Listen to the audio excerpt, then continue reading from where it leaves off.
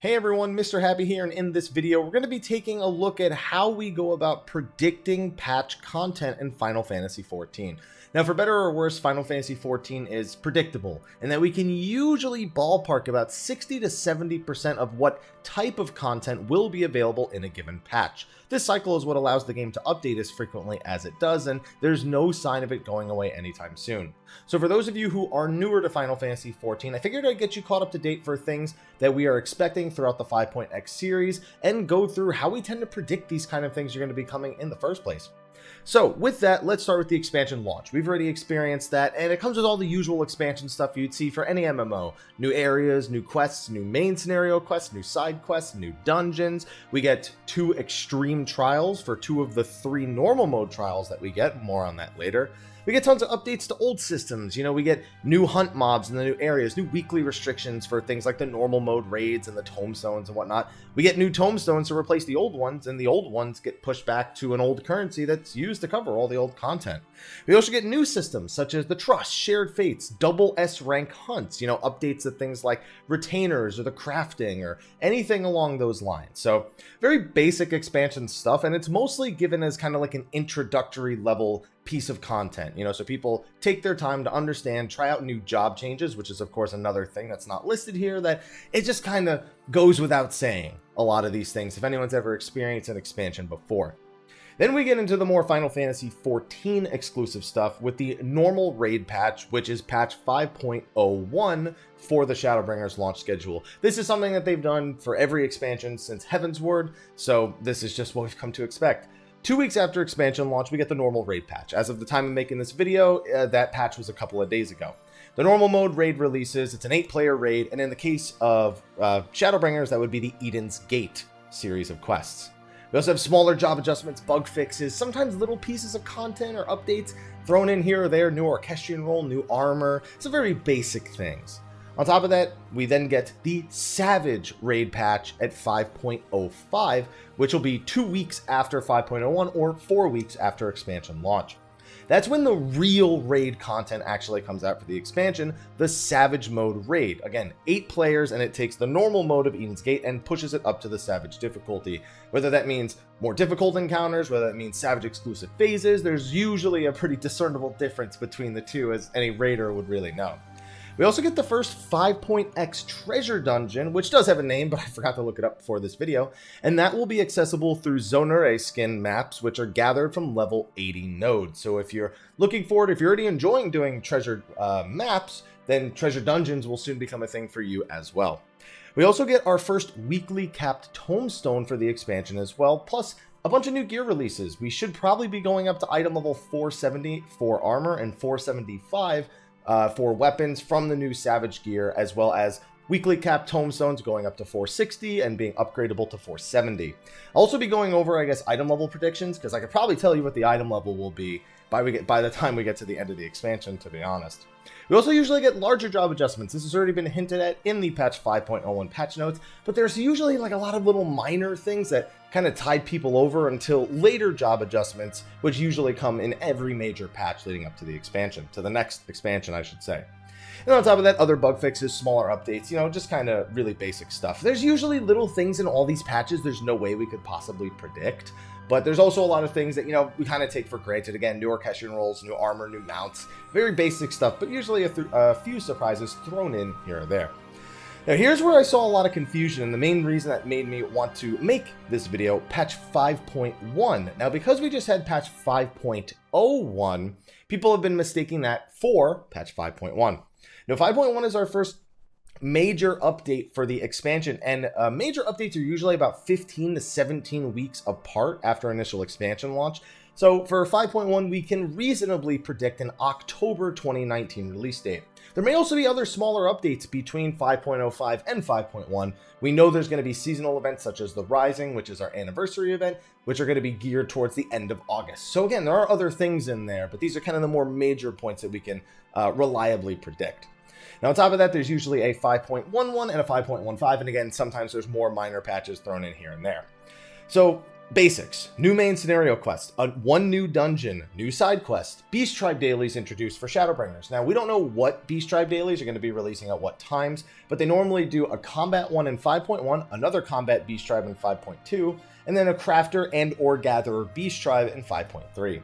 I would guess this would either be the new Mo or the Pixies, but your guess is as good as mine.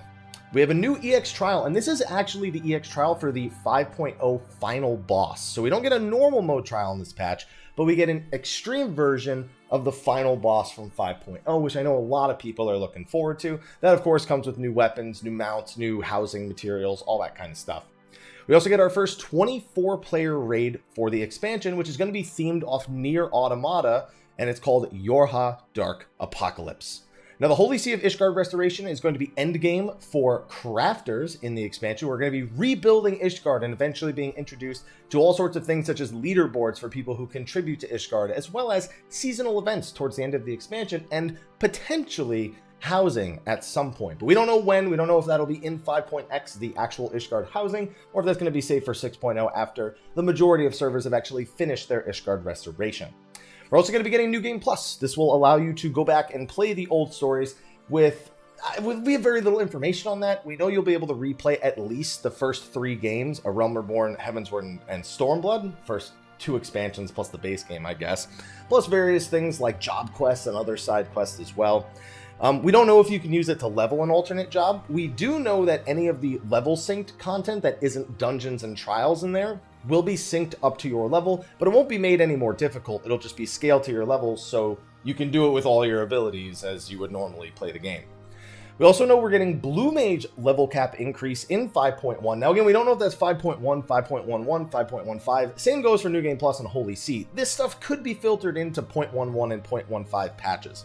But new Blue Mage level cap increase and new 4 Blue Mage exclusive content that's supposed to be quite challenging, apparently. We'd imagine also updates to the Carnival. I'm personally hoping for Palace of the Dead access, even if it's just for pre-made parties. The ability to solo Palace of the Dead as a Blue Mage or a group of 4 Blue Mages is something I really hope to be able to do in 5.1. We also get more job adjustments. These are usually far more major than the ones we got in the 0.01 and 0.05 patches. And the big thing that I'm excited for, Ultimate Raid Encounter. Now keep in mind, we don't actually have confirmation of this. We know they're looking to do at minimum 2 Ultimate Encounters throughout the expansion. They said they may do 3, but at the very least they're aiming for 2, so we're expecting 2. And in the previous expansion, we got our Ultimate Raid Encounters in 4.1 and 4.3. Or in 4.31 and 4.11, I guess I should say. So we're expecting a new Ultimate Encounter in 5.11. What it'll be, my prediction, Alexander, but there's really room for anything. They've actually mentioned the Warring Triad by name already, but I'm predicting that will be 5.31. You've got my predictions? Let's wait and see now. Now, other things that we may potentially see but are not yet confirmed, because this has changed throughout various expansions. Potentially the 5.x relic weapon, which is a weapon you gradually grow over the course of the expansion, and the Hildebrand side story quests, which is just a lovable little buffoon who, if you haven't actually gone back and done those quests, it features some very prominent Final Fantasy characters, some very slapstick humor, and just an idiot who somehow becomes a hero. On top of that, potentially a new PvP mode. This has been mentioned in various interviews, but you never know if it's going to get pushed to another patch. And potentially new Gold Saucer content, whether it be a gate or a major minigame, is also going to be coming in 5.1. Those are all potentialities, because while they've been mentioned in interviews, you never know when content like that's going to get shuffled around to another patch, especially because 5.1 through 5.15 seems pretty stacked. I would personally expect the Blue Mage stuff probably to not hit till 5.15.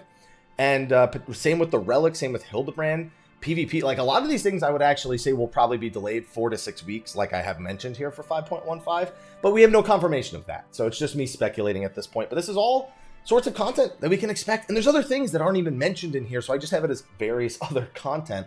Because I'm sure if I actually went through and dug through a bunch of stuff, you know, crafted versions of the old primal weapons or additions of new weapons to whatever the ultimate fight is, probably add some new weapons to the old content for Gunbreaker and Dancer. But that's all just predictions. It's things we, again, can't 100% nail down. So this is what you'll get for that. Now, after patch 5.1, another 15 to 17 weeks later, we'll probably get patch 5.2. So again, with this, you can see how we go about predicting when the average patch will actually land. We're establishing a pattern here for all of the new players. New main scenario dungeon, or new main scenario quest, 2 new dungeons, new side quests, a new normal plus EX trial, and this trial is usually part of what we call the themed trials for the expansion. So for that, in A Realm Reborn, all the primals we fought throughout the main scenario, we got extreme versions of them, and then we eventually got a FanFest exclusive trial towards the end. When we got to Heaven's Word, we had the Warring Triad. When we got through Stormblood, we had the 4 Lords, and we don't know what our theme is going to be for 5.x yet, but we're assuming it will be a themed type of thing and not just stuff that's carried over from the main scenario. It could totally be that way. That could be part of the theme that it's in the main scenario, but again, that's in prediction territory. But a new normal plus a new EX trial and all the loot that normally comes with that. Now, in the even numbered patches, we have item level increases, and as such, the previous weekly capped tomestones are uncapped, the old ones are phased out, and then a new weekly capped tomestone is introduced. So in 5.05, we are going to be getting Phantasmagoria tomestones, which are going to be weekly capped, probably at 450 per week. And when we get to 5.2, those will be completely uncapped. They'll be what you get standard from like all the content you do at level 80. And we'll be given a new weekly capped tomestone that is there to gate the item levels that go above what we're predicting will be 470. If I had to predict that patch, the highest item level of patch 5.2 will probably be 500 for armor and 505 for weapons that come from the Savage encounters. Now, speaking of which, Eden Raid Tier 2, both the normal and Savage difficulties will release immediately. At least, again, that's how they've done it in the past. Unlike the initial launch where they delay them 2 weeks at a time, these usually get dropped on us all at once. So if that is the content that you want to do, that is the content you will dive into immediately. We also get new Beast Tribe dailies. Again, normally another Combat Beast Tribe. Potentially, again, new 5.x Relic and Hildebrand quests. In Stormblood, we didn't get the Relic until 4.25, and same with the Hildebrand quests. So this could be where these start, but by this point, this is the latest point I would expect some sort of Relic or Hildebrand quest lines to be popping up. So from this point on, I'll consider anything just an update to those systems and not potentially new things for those systems. Also, job adjustments, other various things. Again, can't predict everything, but these are the baseline things we can come to expect. Then we have patch 5.3. Now, this is another odd-numbered patch, so there's no item level increase, but the availability of item level usually goes up a lot in these odd-numbered patches. New main scenario, 1 new dungeon, new side quest, new relic, new Hildebrand quest, new Beast Tribe dailies, and in 0.3, it has been for the past several expansions, a crafter and or gatherer. It's been kind of iffy. One of them you can only do crafter, one of them you can do crafters and gatherers, so we haven't established a full pattern for that yet, I suppose.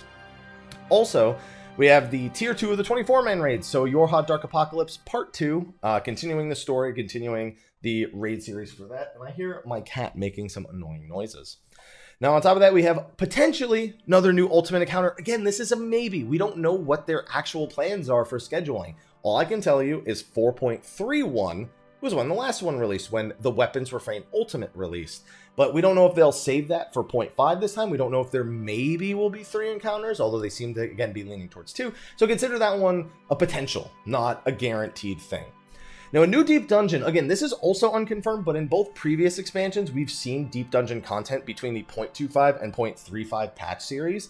So it's within reason that if we are getting a new one, it will also be in the 5.3, probably in the 0.35, so about 4 to 6 weeks after 0.3 actually releases. Sometimes this also comes with new Gold Saucer content, new PvP content, new treasure dungeons, as I have listed here, and updates to various other features. Again, can't predict it all. Then we come to 0.5, then we come to 5.4. Now, at this point, we're usually gearing up for the next expansion. You know, the content's still on this cycle that we can predict, but at this point, we usually have a bit of information about what we can expect in the next expansion.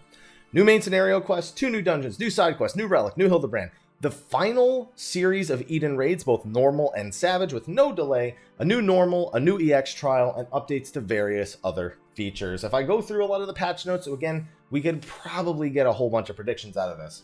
And then we finally have 5.5, or the 0.5 series, which is the finale of pretty much everything. Anything that wasn't tied up usually is by now. New main scenario quests usually given to us in 2 parts, with a month and a half or 2 months between the actual story updates. A new dungeon, new side quest, the final Relic and Hildebrand quest for the expansion, the final 24-man raid, new normal plus EX trial, and that's usually the finale of whatever the themed side story is for the normal and EX trial there. We also usually get a bonus trial or piece of content that was available exclusively at the fan festivals earlier than that. In the case of Stormblood, that would be the Yojimbo battle that we get at the end of the Hildebrand side story quest in 4.x. Sometimes maybe new ultimate, again, we don't know what they're doing with that. And the gradual unlock of remaining weekly restrictions, which by the way, all this time, there's been new weekly restrictions being added, old ones being removed, echo buffs being added, which allow you to do more damage, more healing, more health for some of the older encounters to make them easier if you want to revisit them. All sorts of these things become available over time, and it's hard to predict every little thing. I don't know why I've said that so many times. There's also other content that's kind of hard to place. Like if I wanted to break down an exact calendar, we could probably predict all of these. Yearly seasonal events, potential collaborations, like we had a 15 collab, we had a Monster Hunter collaboration, we've had 13, Dragon Quest, all sorts of collaborations over the years, but we don't know when and where those will take place. And also previously unannounced additions, things that I've been potentially covering this entire video. And as you can see, even though they've said none of these things, I can say a lot of this stuff with a good amount of confidence. You know, I could probably go further with my predictions, potentially new trusts, you know, again, the new treasure dungeon, maybe, I don't know, maybe a new Gold Saucer feature, maybe an update, maybe a new real life game. We got Mahjong that came out of nowhere when it came to the Gold Saucer, and a lot of people really like it. So as much as I'd love to dive deeper into what we could potentially see in a lot of these patches, I also know this video is already going on too long. So hopefully this helped you understand what patch cycles generally look like for Final Fantasy XIV and why people may say they are predictable. Whether or not that's a good thing, I'll leave up to you. But anyway, I didn't even mention new exploration content, but we don't know the exact details of that yet. We got exploration content in 0.1 and 0.5 of Heavensward. We got exploration content in 0.25, 3.5, 4.5, and 5.5 in Stormblood. So, and we know that they're potentially working on that. It may or may not tie into the Relic questline again, which could also come with a new public raid, which we had with the Balthian Arsenal. Again, a whole lot of questions that we don't have 100% answers to. So just a quick little mention here at the end before I wrap up the video. But with that, hopefully this helped newer players understand what our patch cycles usually look like for Final Fantasy XIV. So with that, be sure to like, favorite, subscribe, and share, and stay tuned. And if you have any requests for like content that I guess could use an update for newer players, be sure to leave it in the comment section, because videos like this, I love creating these discussion videos, these information style videos. They're simple to make, and hopefully they're useful for the community. Anyway, with that, I'm going to go relax because I ate a lot before this, and I'm sure you could tell a few times where it looked like I was going to burp or I needed a quick breath. I'm going to go relax for a little bit. Anyway, thank you for watching. I'll see you guys in the next one. Until then, take care.